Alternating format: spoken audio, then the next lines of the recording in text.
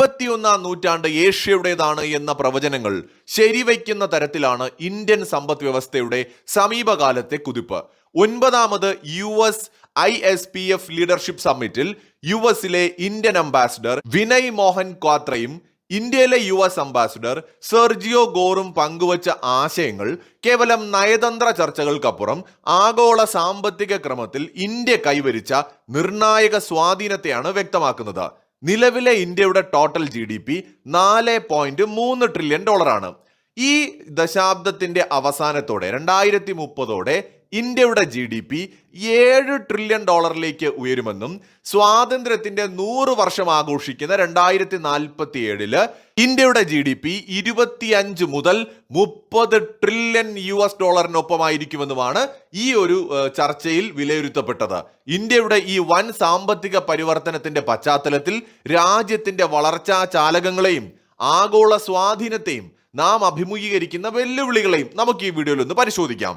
Indian സമ്പദ് വ്യവസ്ഥയുടെ ഈ ദ്രുതഗതിയിലുള്ള വളർച്ച യാദൃശ്ചികമല്ല, കൃത്യമായ നയരൂപീകരണത്തിന്റെയും ഘടനാപരമായ മാറ്റങ്ങളുടെയും ഫലമാണ്. നിലവിലെ പ്രധാനമന്ത്രി നരേന്ദ്രമോദിയുടെ ഇതിലെ പങ്ക് വളരെ വലുതാണ്. ഡിജിറ്റൽ പബ്ലിക് ഇൻഫ്രാസ്ട്രക്ചർ അഥവാ ഇന്ത്യയുടെ ഡിജിറ്റൽ വിപ്ലവം തന്നെയാണ് ഇതിന്റെ ബേസ് ആയിട്ടുള്ള കാര്യങ്ങളിൽ ഒന്ന്. UPI, ജൻധൻ അക്കൗണ്ടുകൾ, ആധാർ എന്നിവ സമന്വയിപ്പിച്ചുകൊണ്ടുള്ള ഇന്ത്യയുടെ ഡിജിറ്റൽ വിപ്ലവം ലോകത്തിന് തന്നെ മാതൃകയാണ്. സാമ്പത്തിക ഉൾപ്പെടുത്തൽ അഥവാ ഫൈനാൻഷ്യൽ ഇൻക്ലൂഷൻ ഇത്ര വേഗം സാധ്യമാക്കിയ മറ്റൊരു രാജ്യവും ഈ ലോകത്തില്ല. ഇത് കള്ളപ്പണ ഇടപാടുകൾ കുറയ്ക്കുകയും നികുതി വരുമാനം വർദ്ധിപ്പിക്കുകയും ചെയ്തു.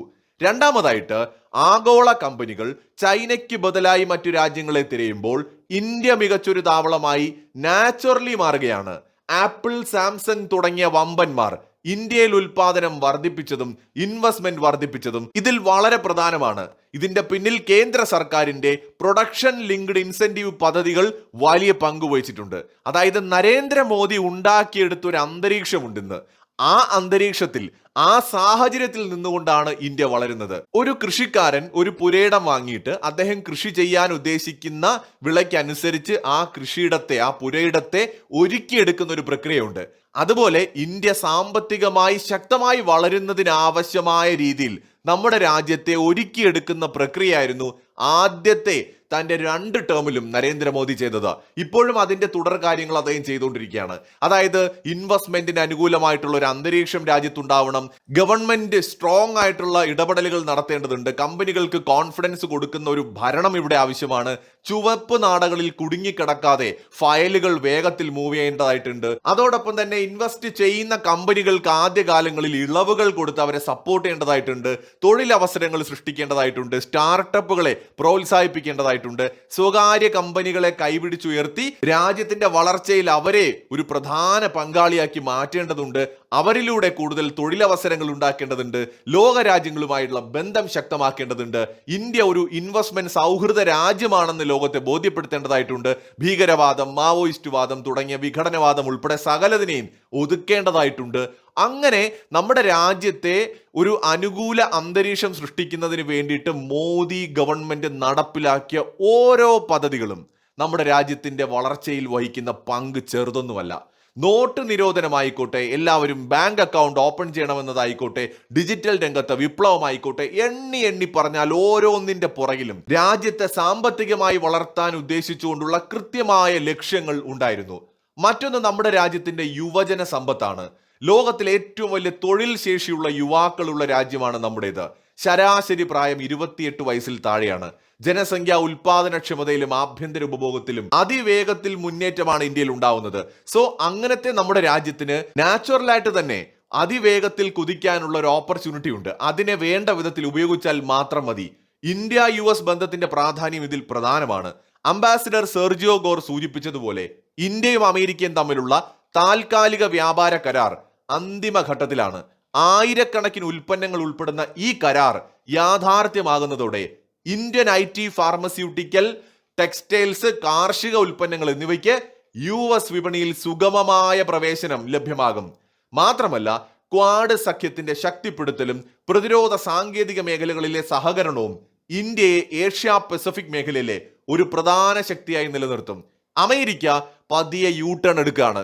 അമേരിക്കൻ പ്രസിഡന്റ് ട്രംപ് മനസ്സിലാക്കി കഴിഞ്ഞു, ഇന്ത്യയെ കൂട്ടാതെ, ഇന്ത്യയുമായി സഹകരിക്കാതെ US-ന്റെ മുന്നിൽ മറ്റധികം ഓപ്ഷൻസ് ഒന്നുമില്ല. ഏഷ്യയിലെ ഒരു നിഷ്പക്ഷ ശക്തി എന്ന നിലയിൽ ഇന്ത്യയെ കാണേണ്ട സമയമായിരിക്കുന്നുവെന്ന് പതിയെ പതിയെ അമേരിക്ക മനസ്സിലാക്കുന്നുണ്ട്. പെട്ടെന്ന് അവർക്കത് ഉൾക്കൊള്ളാൻ കഴിയില്ല. ഇത്രയും കാലം അമേരിക്ക ഡീൽ ചെയ്തത് രണ്ട് കൂട്ടരോടാണ്. ഒന്ന് അമേരിക്കയുടെ ശത്രുക്കളോട്, രണ്ട് അമേരിക്കയോട് വിധേയത്വമുള്ള അവരുടെ സാമന്ത രാജ്യങ്ങളോട്.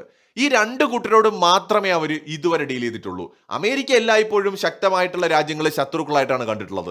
റഷ്യയെ, ചൈനയെ, പിന്നെ പൊട്ടൻഷ്യൽ എനിമി ലിസ്റ്റിനകത്ത് ഇറാൻ പോലെയുള്ള, ഉത്തര കൊറിയ പോലെയുള്ള കുറെ രാജ്യങ്ങളും അവർക്കുണ്ട്. സോ അവരെയൊക്കെ ശത്രുതാ മനോഭാവത്തോടെ കണ്ടിട്ടുള്ളൂ. ഇനി പിന്നൊരു കൂട്ടരെന്ന് പറയുന്നത് ഓസ്ട്രേലിയ, ജപ്പാൻ, യൂറോപ്യൻ രാജ്യങ്ങൾ, സൗദി അറേബ്യ, തുർക്കി, ഇങ്ങനെ കുറെ രാജ്യങ്ങൾ, ഇസ്രായേൽ, ഇതൊക്കെ അമേരിക്കയുടെ സാമന്ത രാജ്യങ്ങളാണ്. അമേരിക്ക പറയുന്നതിനപ്പുറമൊന്നുമില്ല.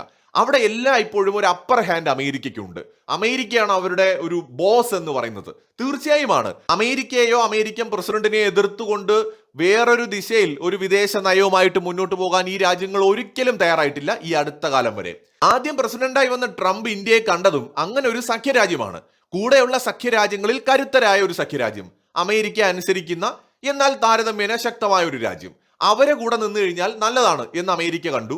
ഇത്രയും പോപ്പുലേഷൻ ഉണ്ട്, വലിയ വിപണിയാണ്, സൈനികമായും സാമ്പത്തികമായും വളരെ ശക്തമായി വളരുന്നുണ്ട്. അമേരിക്ക നേതൃത്വം കൊടുക്കുന്ന ഗ്രൂപ്പിൽ അമേരിക്ക കഴിഞ്ഞാൽ അടുത്ത ആളായിട്ട് ഇന്ത്യ വന്നാലും അമേരിക്കയ്ക്ക് കുഴപ്പമില്ല.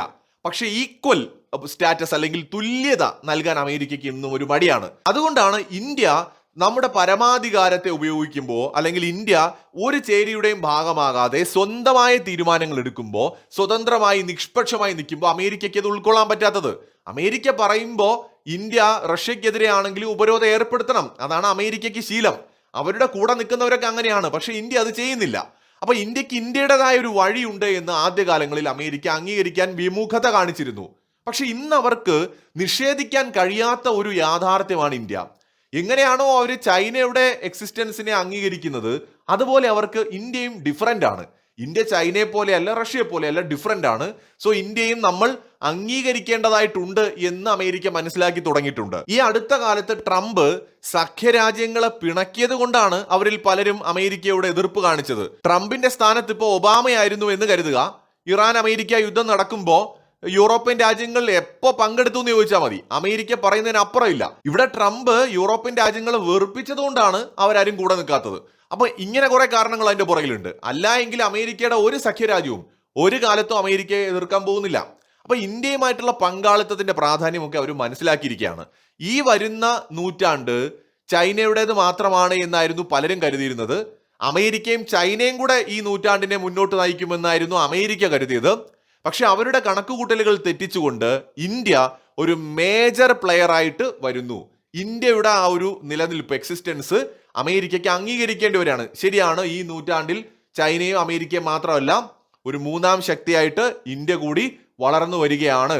അവരെ ഉൾക്കൊള്ളാതെ, അംഗീകരിക്കാതെ മുന്നോട്ട് പോയാൽ ഭാവിയിൽ അമേരിക്കയ്ക്ക് വലിയ നഷ്ടങ്ങൾ ഉണ്ടായേക്കാം എന്ന വിലയിരുത്തൽ അമേരിക്കയുടെ ഉള്ളിൽ ചില ബുദ്ധിജീവികളുടെ തലയിലെങ്കിലും ഉണ്ടായിട്ടുണ്ട്. അതുകൊണ്ട് തന്നെ അമേരിക്കയുടെ ഇനിയുള്ള ഇന്ത്യയോടുള്ള സമീപനത്തിൽ വലിയ മാറ്റം നമുക്ക് കാണാൻ കഴിയുമെന്ന് തന്നെ വിചാരിക്കുന്നു. സോ 2047 കൂടിയിട്ട് നമ്മുടെ രാജ്യം ഒരു 25-30 ട്രില്യൺ US$ GDP ഉള്ള രാജ്യമായിട്ട് മാറും. ഈ പതിറ്റാണ്ട് അവസാനിക്കുന്നതോടെ 7 ട്രില്യൺ US$ GDP ഉള്ള രാജ്യമായി മാറും. മിക്കവാറും ലോകത്തെ മൂന്നാമത്തെ ഏറ്റവും വലിയ സാമ്പത്തിക ശക്തിയായിട്ട് ഈ വരുന്ന വർഷങ്ങളിൽ തന്നെ ഇന്ത്യ മാറുമെന്നാണ് വിലയിരുത്തപ്പെടുന്നത്. മറ്റൊരു വീഡിയോയുമായി വീണ്ടും കാണാം.